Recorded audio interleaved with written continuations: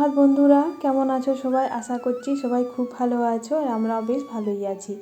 মুক্তধারা আরেকটি নতুন ব্লগে তোমাদেরকে অনেক অনেক ভালোবাসা স্বাগত জানিয়ে ব্লগটি আরম্ভ করলাম। আজ হলো বুধবার আর এখন ঘড়ি কাটা বলছে সকাল 6:30। তো তোমাদেরকে সঙ্গে করে নিয়ে এখন থেকেই ব্লগটি আরম্ভ করছি। এই যে সকাল 6:30টায় টিফিন রেডি করা মানে ছেলেকে স্কুল পাঠানোর জন্য। তো আজকে টিফিনে করে দিয়েছিলাম রুটি আর সয়াবিন চিলি। তিন ভাই বোন না, বৃষ্টি এখন নিয়ে যাচ্ছে না, ওর প্রি বোর্ড চলছে, পরীক্ষা চলছে বোর্ডে, তো প্রি বোর্ড চলছে, ওই জন্য ও কী করছে ওরা তো বাড়িতে এসে খাচ্ছে। তো টিফিন করে রেখে দিচ্ছি, ওই টিফিনে এসে খাচ্ছে, আর দুষ্টু আর বেটু এখন দুজন টিফিন নিয়ে যাচ্ছে। তো যাই হোক, তারপর ওরা স্কুলে বেরিয়ে গেলো। ওরা স্কুলে বেরিয়ে যাওয়ার পর আমি চা বসাইনি, যেহেতু দেখলাম মায়েরও মুখ ধোয়া হয়নি, বাবারও মুখ ধোয়া হয়নি, তখন আমি উপরে উঠে গেলাম, নিজের মাকে একটু রেডি করে দিলাম। মা বাথরুমে গেলো, ব্রাশ ট্রাশ করলো, তখন মায়ের বিছানা টিছানা ঝেড়ে আর উপরে বাবার বিছানাটা ঝেড়ে আমাদের বিছানাটা ঝেড়ে মানে উপরে সমস্ত বিছানা টিছানা ঝেড়ে আর আমি নিচে নেমে এলাম। নিচে নেমে এসে চা টা করে সবাইকে চা দিয়ে নিজেরাও একটু চা খেয়ে নিলাম। তারপরে হচ্ছে গিয়ে টাইম কল থেকে জল নিয়ে এলাম। তো দেখতে পেলে তোমরা যে টাইম কল থেকে জল নিয়ে চলে এলাম। আর মা বললো না যে একটু মুড়ির চালটা রোদে বার করে দাও। তো অনেকটাই চাল আছে, প্রায় 12 কেজি মতন চাল আছে। তো আমি বললাম যে আমি বার করতে তো পারবো না, যদি কেউ বার করে তাহলে মেরে দিতে পারবো।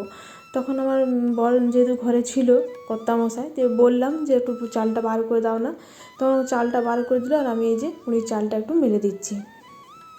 আসলে কী বলতো বন্ধুরা, চালটা বার করাই যায়, 12 কেজি চাল মানে বার করতে অসুবিধা নেই, বার করা যায়, কিন্তু না ভয় লাগে কোথাও যদি একটু এই কোমর টোমরে ব্যথা হয়ে গেলো, না ঘাড়ে না হাতে কোথাও যদি ব্যথা হয়ে গেলো, ওইটা আমার একটু ভয় লাগে। আর যেহেতু আমার সিজন একটু ভারী জিনিস তুললে একটু ব্যথা করে আর কি, তো ওই জন্য ভারী জিনিসটা তোলাটা একটু অ্যাভয়েড করি। যাই হোক, তখন মাঝে মধ্যে আবার করতেও হয়। এখন কর্তামশাই বাড়িতে ছিল বলে বার করে দিল, না থাকলে হয়তো কাউকে দুজন ধরে বার করতাম। তো দেখো আমি এবার চালটা বেশ ভালো করে মেলে দিচ্ছি, মুড়ির চালটা। তো মা বললো আজকেই ভাজতে দিয়ে দেবো, যদি শুকিয়ে যায় তাহলে আজকেই ভাজতে নিয়ে যাবে মুড়ির চালটা। আর আমাদের যেহেতু চাল দেখছো, আমাদের সেই আসছে, তোমরা কে কি জানো জানি না, মকর আসছে মানে মকর পৌষ পরব বলে আমাদের এই পাশে, মানে আমাদের এই পাশে ল্যাঙ্গুয়েজে পৌষ পরব মকর। তো যাই হোক, ওই জন্য আসছে, তো একটু মুড়ি ফুড়ি ভাজিয়ে নিচ্ছে, তারপরে আবার সে নাড়ুও হবে আর কি। এক সময় হয় দুর্গাপুজোর সময় অনেকটা মাছ দেখি আমি মুড়ি ভাজায়, আর একবার হয় এই সময় মুড়ি ভাজায়, আর সরস্বতী পুজোর সময় ভাজাবে আবার। তো যাই হোক, তারপর আর আমাদের কী বলতো, বাড়িতে অনেক মেম্বার না, মুড়িটা খরচাও হয় খুব। আমরা রোজ মুড়ি খাই না, রেগুলার খাই না, জলখাবার তো করতেই হয়, তোমরা সবাই জানো। তবে কী বলতো, ছেলেমেয়েরা হয়তো একটু সন্ধ্যের সময় খেলো, বা আমরা একটু সন্ধ্যের সময় খেলাম, বা রবিবার একটু চপ হলো, চপ দিয়ে মুড়ি খেলাম, এই আর কি। তো অনেকগুলো সদস্য বাড়িতে, ওই জন্য মুড়িটা একটু খরচাও হয়। আর প্যাকেট মুড়ি আমার শাশুড়ি মা একটুও খেতে পারেন না, মানে প্যাকেট মুড়ি ভালো লাগে না। সেই চালটা আমাদের কেনা হয়, কিনে নিয়ে মা ওটা নুন ঠুন দিয়ে বাড়িতে তৈরি করার পরে নুন দিয়ে নিয়ে আর ভিজিয়ে রাখে একদিন, তারপরের দিনটা রোদে মেলে। তো এটা শুকনো চালই ছিল, মানে আগেই শুকিয়ে নিয়েছিল, আজকে যেহেতু ভাজাতে দেবে ওই জন্য রোদে একটুখানি জাস্ট গরম করে নিল। তো যাই হোক, তারপরে দেখো আমি চালটা মেলে আর আমি ঠাকুর বাসনগুলো ধুয়ে নিলাম। আর ঠাকুর ঘরটা যখন ঝাঁট দিতে যায়, হাতে যখন ঝাঁটা নিলাম, তখন না একটু দরজার এই সাইডগুলোতে একটু ঝুল দেখলাম। সেই ধান ঝাড়া চলছিল, তো প্রচণ্ড ঝুল টুল হয়েছিল, ভাবলাম যারা একটু ঝেড়ে দিই।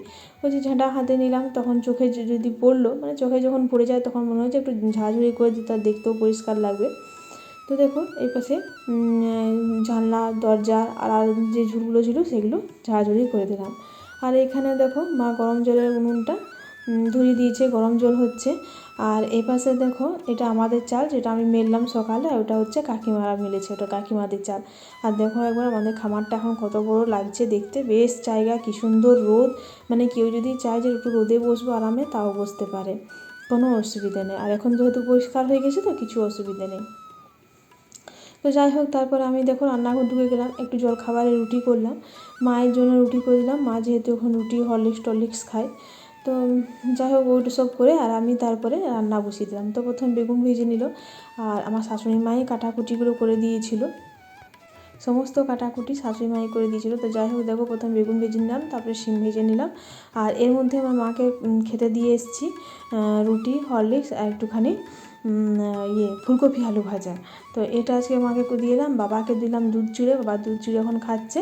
আর এই যে দুধটা বসিয়ে দিয়েছি, এখন আমার কর্তামশাইকে খেতে দিইনি, বললো একটু পরে খাচ্ছি। তো কী করলাম, বেগুনটা ভেজে সিমটা ভেজে আর এই যে বাঁধাকপির তরকারিটা বসিয়ে দিলাম। আর বাঁধাকপির তরকারিটা বসে আর ডালটা আগেই করে নিয়েছিলাম। বাঁধাকপির তরকারিটা বসে ভাতের জলটা গরম হতে দিয়ে সোজা মায়ের কাছে চলে এসেছি ওপরে। মায়ের ওষুধের সময় হয়ে গেছে, তাই যেহেতু জলখাবারটা আগেই খেয়ে নিয়েছে অনেক আগে, তো আমি বলেছিলাম যে তুমি জলখাবারটা খেয়ে থাকো, আমি এবার কাজের ফাঁকে এসে তোমাকে ওষুধটা দিয়ে যাব। তো মা বললো ঠিক আছে। দিয়ে মা জলখাবার খাওয়া হয়ে গেছিলো। তার 5-10 মিনিট পরে মা আবার খেয়ে নিয়ে সঙ্গে সঙ্গে ওষুধ খেতে চায় না, বলে একটু পরে খাবো। তো ওই জন্য কিছুক্ষণ পরে এসে নিয়ে আর আমি এই যে মাকে ওষুধটা দিয়ে দিলাম, আর তারপরে মায়ের প্রেশারের ওষুধটাও দিয়ে এরপর চলো নিচে নামি আর দেখে নেবো যে বাঁধাকপির তরকারিটা কত দূর হয়েছে। তো দেখো মাকে ওষুধ টষুধ দিয়ে আমি নিচে নেমে চলে এলাম। আর এই যে দেখছেন বাঁধাকপির তরকারিটা প্রায় হয়ে এসছে, একটুখানি খুন্তি দিয়ে নাড়াচাড়া করে নিলে বাঁধাকপির তরকারিটা আমার রেডি। আর চলো এর বাঁধাকপির তরকারিটা নামিয়ে আর এই যে লাউ পোস্তটা বসিয়ে নিই, আর এর পাশে ভাতের জলটা বসিয়ে দিয়েছি। এই জলটা তো আগেই বসিয়ে দিয়েছিলাম, ভাতের চালটাও ফেলে দিয়েছি।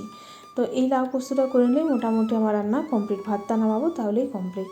আর চানটা করে নেবো। চানটা করে যদি সময় পাই তাহলে যে তোমাদের কালকে বলেছিলাম যে ধনেপাতার চাটনি করবো, তাহলে ধনেপাতা তুলে নিয়ে আসবো।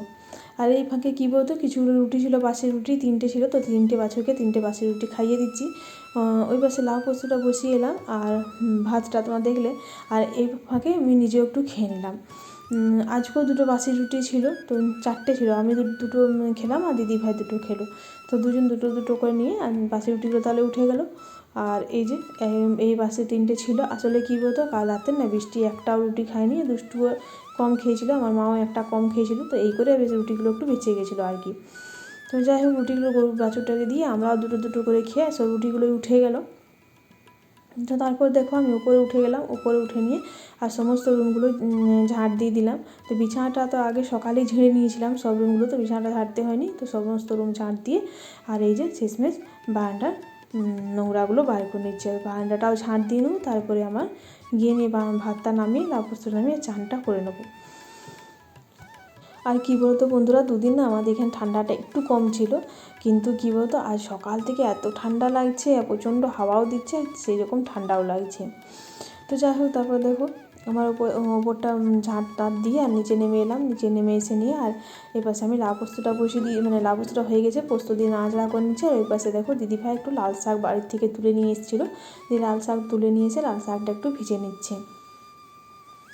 আর লাল শাকের নিয়ে কথা মনে পড়ে গেলো, আজকে বাবাকে সকালে মা বললো একটু পালং শাক তুলে দিতে, তো বাবা জানো তো ঝুড়ি নিয়ে গেল। এর ফাঁকে আমি আমার কর্তামশাইকে বললাম জানো একটু পালং শাক তুলে নিয়ে এসো। আমার কর্তামশাই বললো ওই তো বাবা তুলছে, এখনই নিয়ে আসবে। দিয়ে আমি বললাম তাহলে হয়তো তুলছে। দিয়ে মাও বললো যে ও তো বাবা তুলে নিয়ে আসছে, এখনই নিয়ে আসবে। নিয়ে বাবাকে যখন আমি জলখাবার খেতে ডাকি, বাবা আসুন খেয়ে নিন, বাবা যখন খেতে এলো তখন মা জিজ্ঞেস করছে কই গো পালং শাকগুলো দাও। বলছে এই রে যা তুলতেই ভুলে গেছি, মানে যা হয় আর কি, কাজের তালে বাবা একদমই ভুলে গেছিলো পালং শাক তুলতে। তো পালং শাক আর হলো না, লাল শাক দিদিভাই তুলে নিয়ে এসেছে, লাল শাকটা ভাজা হলো। তো যাই হোক তারপর দেখো আমি স্নান টান করে আর এই যে ধনেপাতা তুলে নিলাম বাড়ির থেকে।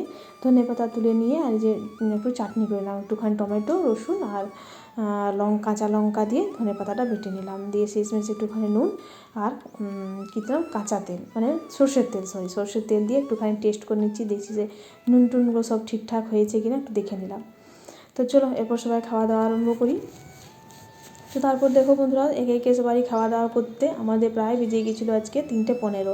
তো খাওয়া দাওয়াটা আজকে আর শেয়ার করলাম না। তো তারপর দেখো 3:15 ছাদে উঠে গেছি। ছাদে উঠে নিয়ে এই যা সূর্য ডুবো অবস্থা, মানে বিকেল 5টা বাজছে, আমি জামা কাপড়গুলো একটু তুলে নিতে উঠেছি। তো ঠিক আছে বন্ধুরা, আজকে ব্লগটি তাহলে আজকে এই পর্যন্তই রাখছি। তোমাদের যদি আমার ব্লগের কোনো অংশটি একটু হলেও ভালো লেগে থাকে, তাহলে তোমাদের কাছে অনুরোধ রইল ব্লগটি আমার লাইক কমেন্ট আর শেয়ার করার। আর আমার চ্যানেলে যদি কেউ নতুন ভিউয়ার্স হয়ে থাকো তো চ্যানেলটি সাবস্ক্রাইব করে পাশে থেকো। কাল আবার চলে আসবো একটা নতুন ব্লগ নিয়ে। সবাই ভালো থেকো, পাশে থেকো, সুস্থ থেকো, সাবধানে থেকো, আর সবাইকে ভালো রেখো। টাটা।